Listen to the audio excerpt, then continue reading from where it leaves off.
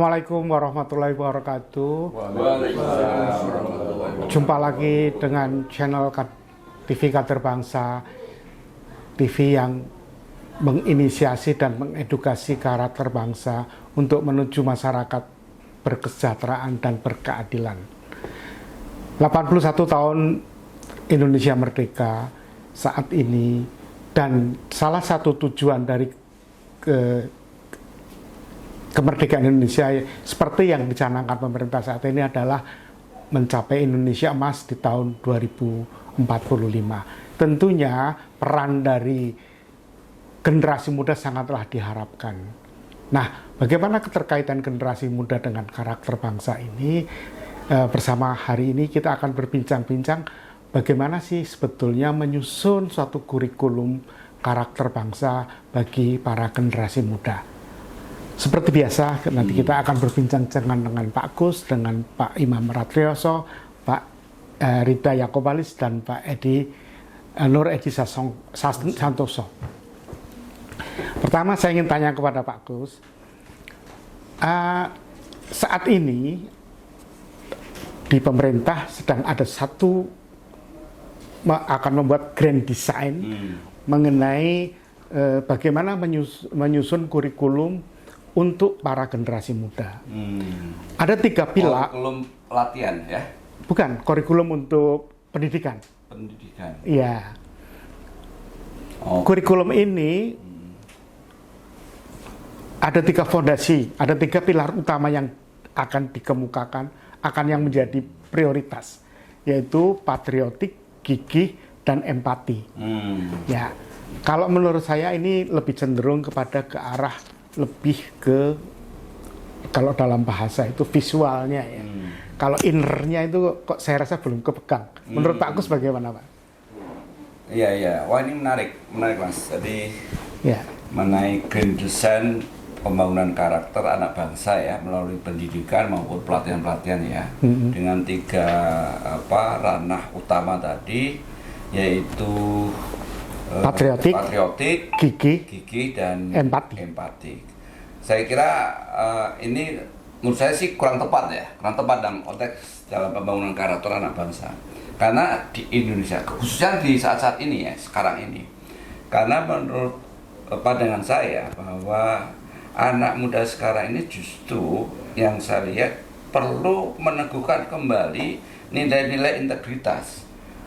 Meneguhkan itu kalau punya ya, kalau belum berarti ya harus menjadi bagian berpikir kebiasaan supaya berperilaku jujur, sehingga nilai integritas itu nomor 1 harusnya kalau negeri ini mau sukses jadi negara yang sejahtera gitu ya.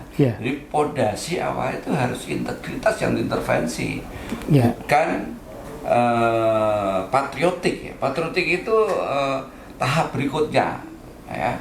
Jiwa korsa memiliki bangsa Indonesia, memiliki negara itu nanti, karena orang itu harus satu dulu, adalah makhluk-makhluk yang berintegritas, termasuk anak-anak muda kita ini, karena itu basic yang diperlukan oleh bangsa ini, sehingga sikap jujur, sikap berani mengatakan tidak, sikap mengatakan bahwa saya harus berlaku sesuai dengan aturan, ya kan? Aturan main ya, ada rules of the law itu diikuti dengan baik ya, itu pondasi anak bangsa itu, khususnya pemuda, adalah bagaimana pengembangan SDM, pengembangan pemuda Indonesia baik melalui pelatihan maupun pendidikan. Basicnya adalah membangun integritas tadi ya. Nah, 1 itu. Yang kedua, setelah integritas ini baru nanti masuk ke pilar kedua yaitu patriotik atau nasionalisme, rasa memiliki kebangsaan sebagai bangsa Indonesia. Itu sangat mudah kalau itu ya, sangat mudah. Membangun nasionalisme lebih mudah daripada membangun integritas. Ini faktanya. Tapi negeri ini betul-betul sangat memerlukan bahwa anak muda, anak orang tua yang saat ini masih hidup, kita ini, itu integritas. Dan anak-anak kita ke depan hanya perlu orang-orang yang integritas. Gitu saya kira. Ya. Terima kasih, Pak. Sebagai pengawal. Ya. Jadi kalau menurut pendapat Pak Kus ini sendiri bahwa 3 pilar utama ini sebetulnya perlu ada komplementer yang lain yang lebih pokok, yaitu integritas atau kejujuran. Nah, menurut Pak Imam, ini kan kalau menurut pendapat Pak Kus, penyusunan grand design ini belum ideal, Pak ya. Nah, menurut Pak Imam sendiri dari pandangan psikologi terhadap grand design ini seperti apa? Karena menurut pandangan Pak Kus ini kok hanya baru permukaannya belum jelas gitu, Pak. Ya, kira-kira gimana, Pak? Ya. Baik, terima kasih Pak Koko. Sepanjang yang saya coba riset kecil-kecil ya Pak ya, baik dari website maupun dari informasi itu, memang belum ada grand design secara spesifik terperinci ya, bahwa sudah ada nih di beberapa kementerian kayak Menko ya, kemudian di Kementerian Pemuda dan Olahraga sudah ada, cuman belum terpampang gitu ya. Nah, ini sebenarnya sebuah keprihatinan, tapi tentu kita mesti mengapresiasi bahwa ada setidaknya atensi ya. Karena kalau kita merujuk kembali kepada pemerintahan Prabowo ini, dari 8 astacita itu ada nomor 4 itu yang pembangunan sumber daya manusia. Nah, disinilah karakter ini terimplan di situ gitu ya. Cuman memang lagi-lagi tidak terekspos dan tidak ada dorongan yang secara serius itu menjadi diskursus nasional gitu loh. Nah, menyambung apa yang disampaikan oleh Pak Kus adalah saat ini kita melihat nih realitanya, faktanya ya kan, terjadi disruption ya kan, semua orang bicara ya kan, pemerintah dikritik segala macam. Nah, ini justru sekarang momentumnya gitu loh. Memang yang paling utamanya tadi adalah integritas gitu ya. Kalau kita boleh mengutip hadis gitu ya dari Rasulullah, itu sederhana sekali. Ra'suz-zunubi al-kadzibu. Pangkal, hulu, asal dari semua dosa itu adalah kebohongan. Nah, ini kan sederhana sekali, ini hadis gitu kan. Sekarang udahlah kita sekarang sebutkan semua kejahatan di negeri ini.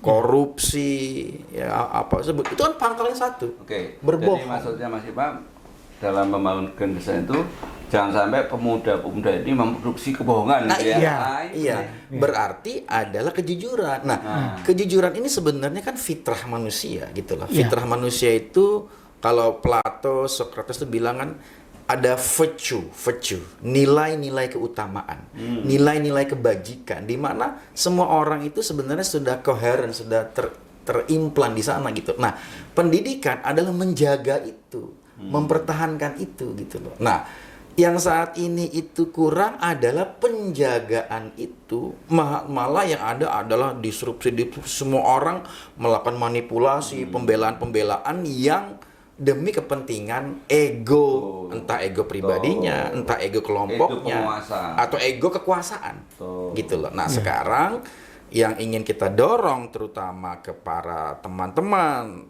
beliau-beliau mendapatkan amanah duduk di pemerintahan atau di semua level kekuasaan, ayo kembali kepada karakter. Ini Dan contoh kita, stop, bentar, Mas Imam. Ini menarik ya, contoh apa yang baru-baru ini ya tentang masalah komunikasi Pak Presiden dengan 700.000 per kilo. Iya. Kenapa ini dibiarkan saja oleh penguasa bahwa direduksi aja dengan minta maaf? Iya. Kenapa kok malah seakan-akan yang argumentatif gitu Menseknek tidak mau mengakui. Iya. Termasuk si siapa itu yang Bakomnya siapa itu dari Hasan Nasbi. Iya. Itu malah lihat substantifnya gitu loh, artinya lihat substantifnya oke lah, mohon maaf itu ini malah bertentangan terus. Jadi pendidikan karakter yang seperti ini ya nggak benar kan, artinya diakuin saja itu kesalahan. Ya, mohon maaf bahwa Pak Presiden bukan maksud 700.000 per kilogram, tapi 700 rupiah barangkali itu clear. Ini kan malah membiarkan suasana. Rasanya justru malah ini para pemangku kepentingan itu membiarkan pembiaran. Bisa di stop itu dengan gampang kok. Langsung diputuskan, mohon maaf, terima kasih, itu ada kesalahan. Berarti narasi itu biar Saya nggak tahu ini ada politik apa di dalam ini. Iya. Kasihan Pak Prabowo menurut saya. Nah itu Mungkin, makanya itu contoh yang sudah disampaikan oleh Pak Kus ya. Itu itu kan contoh-contoh kecil tapi banyak gitu loh Pak.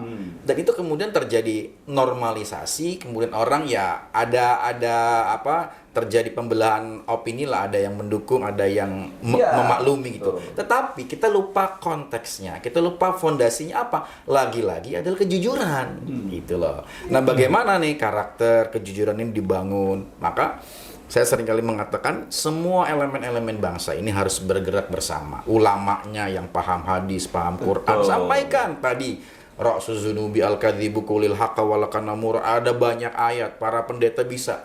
Jadi kita semua bergerak ke sana gitu loh. Nah, ini kan tidak ada gitu loh. Nah, jadi kita nih roh SKB kan bagian dari masyarakat sipil ya kan, bukan pemerintahan. Kita adalah orang-orang yang punya empati, punya perhatian terhadap permasalahan bangsa. Nah, maka kita mendorong, mengajak semua elemen-elemen bangsa, ayo.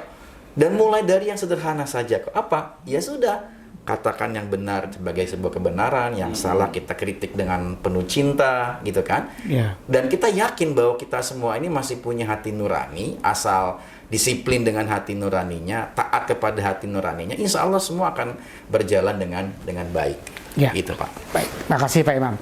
Kalau saya tarik sedikit, bukan kesimpulan tetapi inti dari yang disampaikan Pak Kus maupun Pak Imam, bahwa fondasi dasar utama dari pembentukan karakter itu adalah kejujuran.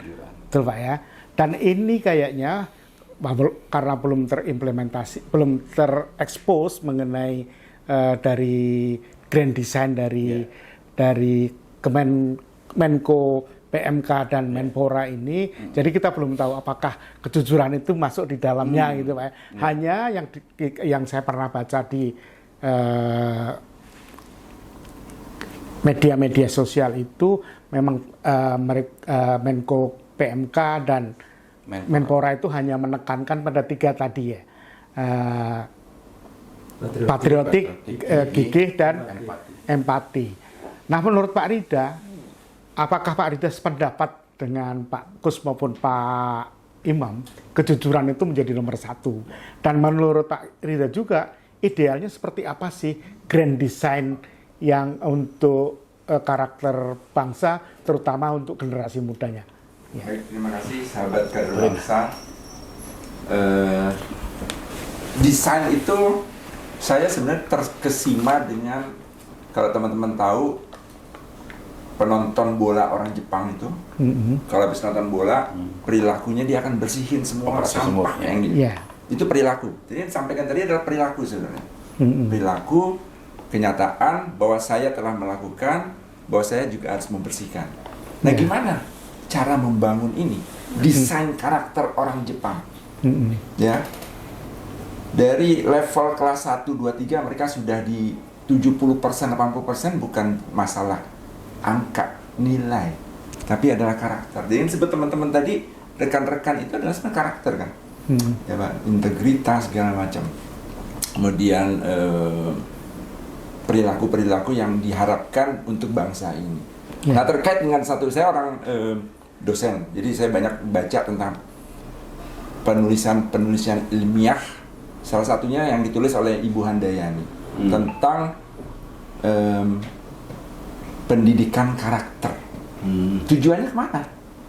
Dia melihat bahwa untuk level kelas 1, 2, 3 sama dengan orang Jepang nih. Level kelas 1, kelas 2, kelas 3 SD. Ya, ya kan?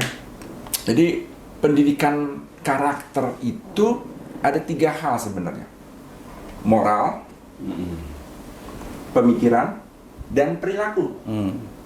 Ya, 3 hal ini yang penting. Tadi yang disebut teman-teman kan moral. Moral itu kan bicara sudah diterapkan tadi, ada sisi agama, ada sisi pendidikan, benar, salah, moral. Kalau kita ngajarinnya salah, pemikirannya selalu salah, perilakunya salah.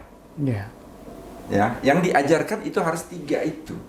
Melalui apa? Konsepnya adalah melalui karakter, melalui ilmu pengetahuan. Jadi kemudian skill.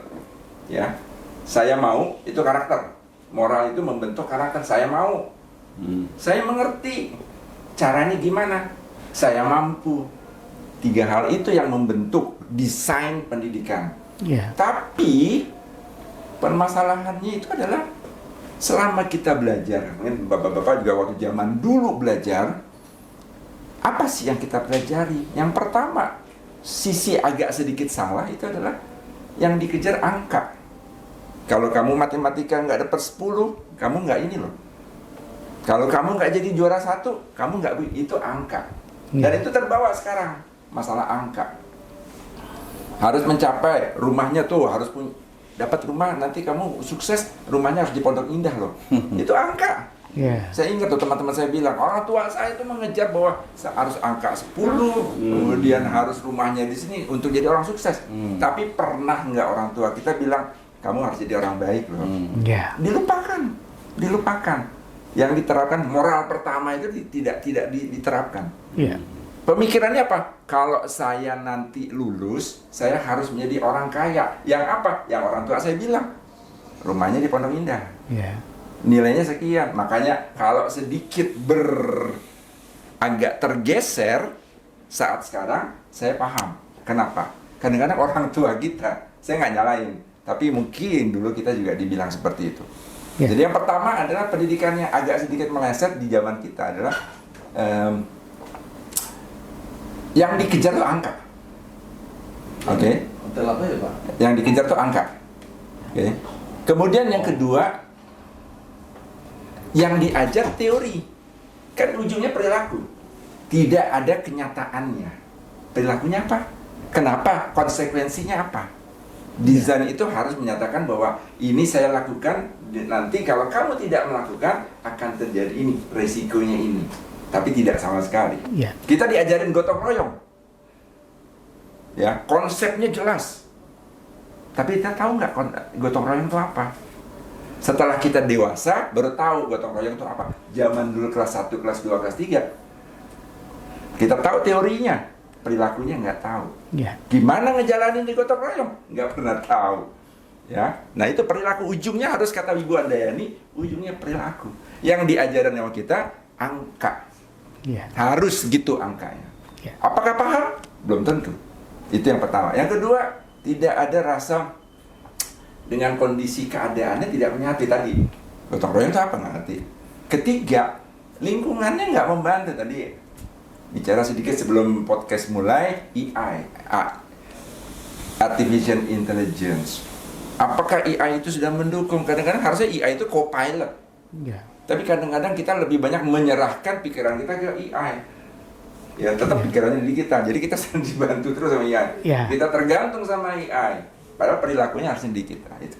Kemudian keempat, pulang ke rumah.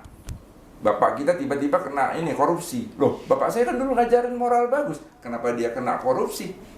Wah, nggak sesuai ini dengan yang diajarin. Yeah. Kondisinya antara, masih ingat minggu lalu, rumah itu adalah madrasah utama dalam pembelajaran. Desainnya adalah kita melihat orang tua kita nih kan ini contoh nih. Dari kecil dia ngajarin kita, dia ketangkep korupsi. Yeah. Gimana ini? Ya kan? Jadi intinya adalah pertama yang harus dibangun desainnya sama kayak orang Jepang tadi. Banyak orang Jepang. Ada Osoji, ada Atarimai, ada Chiki Seiko. Itu bicara soal apa yang diajarkan dilakukan. Yeah. Dan itu menjadi tanggung jawab. Apa yang dilakukan tidak ada yang terhormat, semua sama. Guru turun menjadi konteksnya adalah sama-sama kita kerjain. Namanya gotong royong, yuk kita buang tuh sampah. Di Jepang rupanya di kelas itu tidak ada pembersih, tukang bersihin. Yang ada tuh sekolah. Di kelas tanggung jawabnya adalah murid. Jadi kalau sama-sama mengerjakan bersihin kelas, tidak ada rasa malu. Saya yang kerjain, gurunya, semua juga mengerjakan. Kalau sekolah ada. Tapi kalau kelas sama-sama tanggung jawab. Di situ mulai dengan tanggung jawab perilaku. Jadi kalau dibicarakan desain, memang tidak boleh hanya teori, tapi harus ada perilaku. Intinya moral, pemahaman, perilaku. Ya. Mulainya. Terima kasih. Ya. Makasih Pak Rida. Jadi Pak Rida menekankan untuk mendesain satu program atau satu kegiatan, dalam hal ini karakter bangsa yang ingin diharapkan, maka ada dua hal yang perlu ditanamkan di situ, dan ini semoga menjadi pemikiran bersama kita, itu moral dan perilaku. Betul ya. Nah, sahabat kader bangsa, tentunya kedepannya kita ingin banyak berbincang-bincang lagi mengenai masalah-masalah yang lain, dan juga masukan-masukan dari para sahabat kader bangsa. Untuk itu kami mengharapkan setiap bincang-bincang kami bisa like, comment, and subscribe TV Kader Bangsa. Baik Pak Nur Edi Santoso, ini kan kalau tadi Pak Rida menyampaikan ada dua hal untuk menggrand design suatu program atau satu kegiatan, yaitu perilaku, moral dan perilaku. Nah,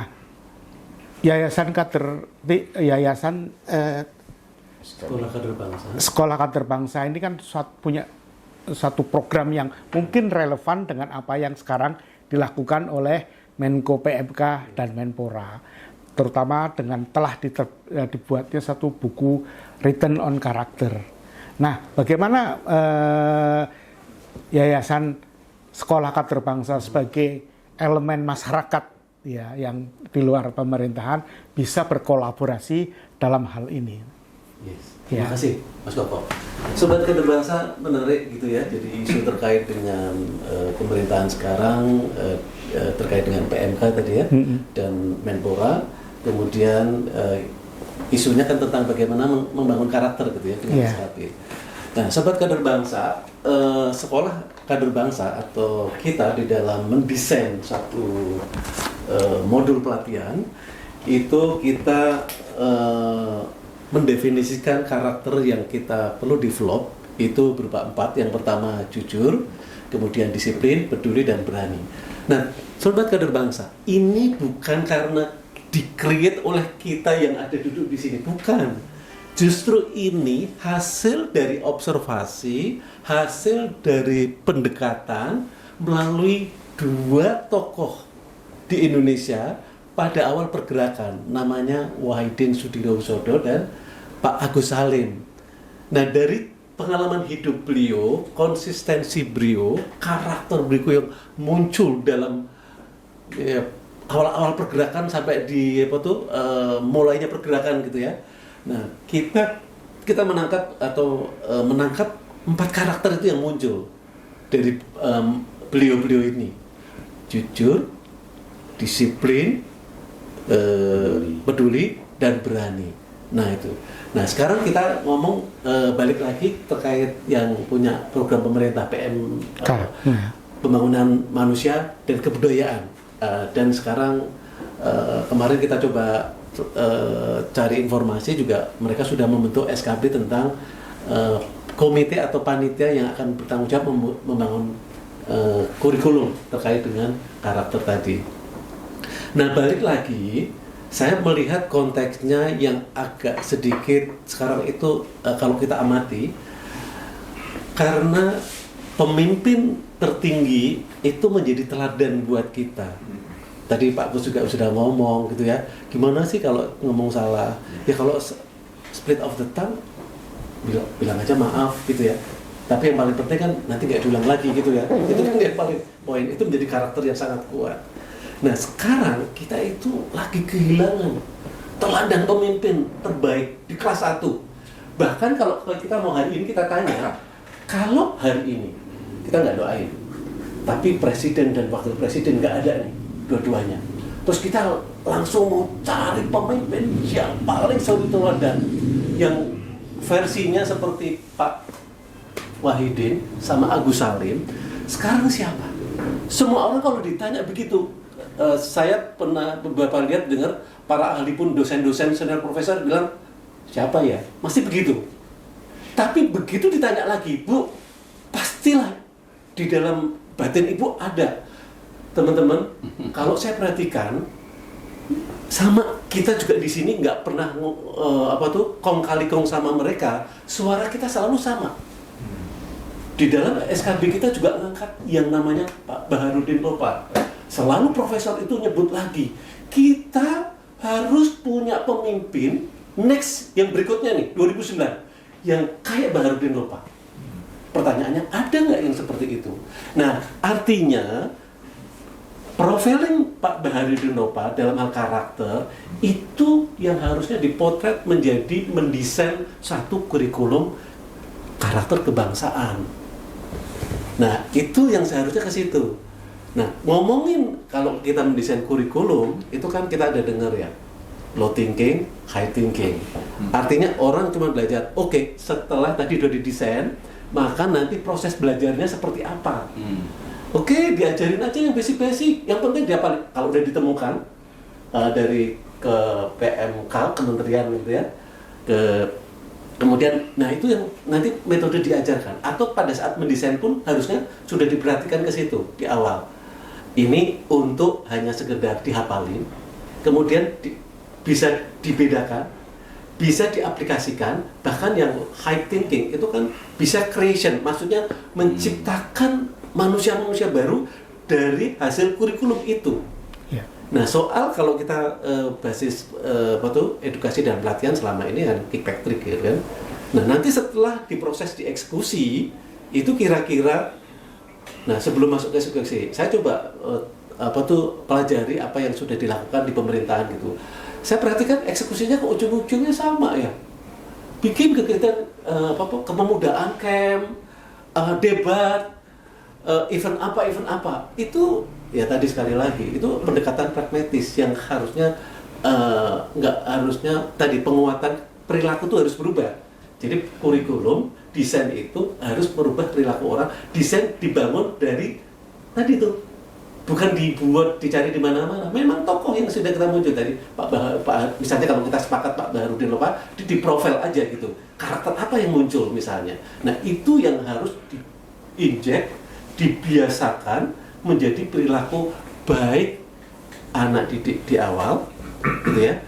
SD, SMP, SMA, bahkan nanti begitu lulus kuliah, masuk ke pendidikan institusi pemerintahan misalnya, pemerintah dalam negeri ada, Akmil ada, Akpol ada, harusnya itu masuk ke dalam satu ekosistem semuanya. Nah, masuknya ke situ. Nah, cuman yang jadi masalah, kita kan ngomongin 2045 Mas Koko. Yeah. Jadi tadi yang PMK desain itu kan dalam rangka menyambut nanti 2045. Pertanyaannya, kalau kita sudah didesain tadi misalnya pemerintah, kemudian masuk menginjek ke usia dini sampai taruhlah kita masuk generasi Alpha sama Z aja, fokusnya ke situ ya. Nah, pertanyaannya berarti kalau kita cut off hari ini 5 tahun ke depan, kan ada pemerintahan jalan nih. Karena pemerintah, pemimpin tertinggi, pejabat harusnya mendesain teladan kan dari karakter. Yeah. Jadi jangan hanya orang baru generasi alpha yang diinjek, yang ini yang existing tetap jadi kalau kita bilang sih penjahat lah. Yeah. Jadi penjahat. Nah, kan enggak maksudnya kontradiktif kan, paradok. Diajarin begini, tapi yang gue lihat pejabat sekarang atau pemimpin-pemimpin sekarang penjahat, ya nggak akan diterima. Nah, makanya ini gap. Nah, yang jadi pertanyaan, gimana ngatasin yang existing pejabat itu kan bisa, saya lulusan IPDN, sekarang kan bisa kepala bagian, bisa staf apa, saya jadi akpol, saya jadi itu, jadi akmil gitu kan. Nah, itu kan existing nih. Jadi jangan hanya di sini. Nah, existing ini juga harus jadikan gimana pemerintah mendevelop yang ini. Jadi dua-duanya jalan, Mas. Ya. Nah, itu dari pemikiran kita sih seperti itu. Ya. Yes. Baik, makasih. Jadi kalau Pak Edi mensupport juga pendapat dari Pak Rida bahwa bagaimanapun juga moral dan perilaku itu adalah utama. Tetapi yang lebih ditekankan lagi adalah para pemimpin itu memberikan keteladanan kepada semuanya. Mungkin yang diinjek sekarang itu yang untuk generasi ke depan, yang generasi alpha dan generasi sebagaimana nanti yang diharapkan menjadi generasi emas itu adalah moral dan perilaku. Nah, mungkin saya kira kalau bisa ditarik dari semua pembicaraan ini adalah dengan adanya grand design ini Pak Gus ya, kita semua tentunya mengharapkan karakter bangsa yang ideal seperti yang kita harapkan. Memang ada beberapa kekurangan seperti apa yang sudah dirilis di dalam mungkin media-media yang dilakukan oleh PMK dan Menpora, walaupun itu belum resmi karena baru ada petunjuk, baru personalnya aja yang dibentuk, tapi paling tidak dengan perbincangan kita ini bisa menjadi masukan kepada pemangku kepentingan, dalam hal ini Menko PMK dan Menpora, kira-kira seperti apa yang ditekankan oleh Pak Kus dan Pak Imam. Faktor kejujuran juga harus menjadi fondasi dasar juga. Dan di samping itu juga dari Pak Rida masuk supaya desain juga perilaku dan moral dan perilaku untuk menjadi grand design kurikulumnya, serta faktor keteladanan dari Pak Edi menjadi faktor utama juga. Mungkin itu kira-kira bincang-bincang kita siang ini. Kita nanti akan ketemu lagi di waktu mendatang dengan topik yang lain. Tentunya sahabat Keterbangsa, kami mengharapkan masukan, kritikan dari para sahabat Keterbangsa untuk like, comment, and subscribe TV Keterbangsa, sebuah channel TV yang menginisiasi dan mengedukasi karakter bangsa untuk menuju masyarakat berkesejahteraan dan berkeadilan. Terima kasih. Wassalamualaikum warahmatullahi wabarakatuh. Waalaikumsalam.